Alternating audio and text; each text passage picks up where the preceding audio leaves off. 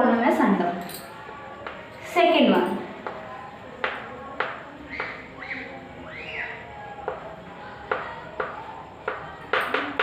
Quadratic polynomial.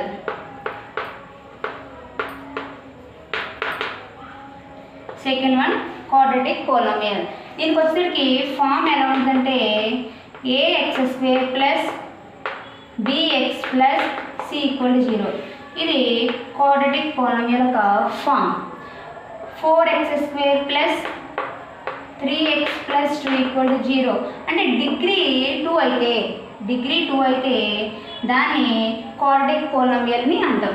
Okay, a polynomial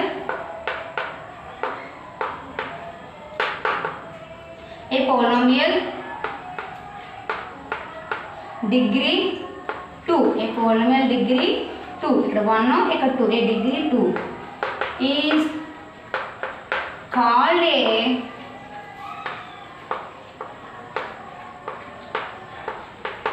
quadratic polynomial. అంటే degree 2 అయితే దాన్ని క్వాడ్రాటిక్ పోలినామియల్ అంటాం. Next third one cubic polynomial. Cubic polynomial వచ్చి form ఎలా ఉంటుంది మనకి ax³ plus bx² plus cx plus d = 0. దీన్ని క్యూబిక్ పోలినామియల్ అంటాం. Cubic polynomial a polynomial degree 3 is called A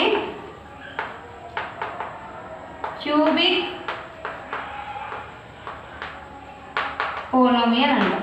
okay, చూడండి ఫస్ట్ వన్ ఏంటి మనకి లీనియర్ పోలినామియల్ డిగ్రీ 1 అయి ఉండాలి. తర్వాత క్యూబిక్ పోలినామియల్ డిగ్రీ 2 అయి ఉండాలి. అండ్ క్వాడ్రాటిక్ పోలినామియల్ డిగ్రీ 2 అయి ఉండాలి. క్యూబిక్ పోలినామియల్ డిగ్రీ 3 ఉండాలి. ఇలా ఉన్నట్లయితే లీనియర్, క్వాడ్రాటిక్, క్యూబిక్ ఈ 3 ఈక్వేషన్స్ గురించి మనం ఈ పోలినామియల్స్లో ఎక్స్ప్లెయిన్ చేసుకోబోతున్నాం. తర్వాత ఎక్స్ సిరీస్లో సంబంధించినవి కూడా మనకి ఈ ఫార్ములా బేస్ చేసి సమ్స్ అనేవి ఉంటాయి. ఓకే, ఇంతవరకు ఇంట్రడక్షన్ క్లాస్ కంప్లీట్ అయింది. మిగతా ఇంట్రడక్షన్ క్లాసు తర్వాత వీడియోలో నేను ఎక్స్ప్లెయిన్ చేయబోతున్నాను. ఓకే, నా క్లాస్ మీరు అర్థమైనట్లయితే, బాగా అర్థం చేసుకున్నట్లయితే, ఇంకా ఈ కాన్సెప్ట్ మీరు మర్చిపోకుండా ఉన్నట్లయితే ఈ సమ్స్ అనేవి చాలా ఈజీగా మీరు సాల్వ్ చేయగలరు. ఓకేనా? నా క్లాస్ మీకు నచ్చినట్లయితే గంట సింబల్ మీద క్లిక్ చేయండి, షేర్ చేయండి, సబ్స్క్రైబ్ చేయండి. Thank you all of you.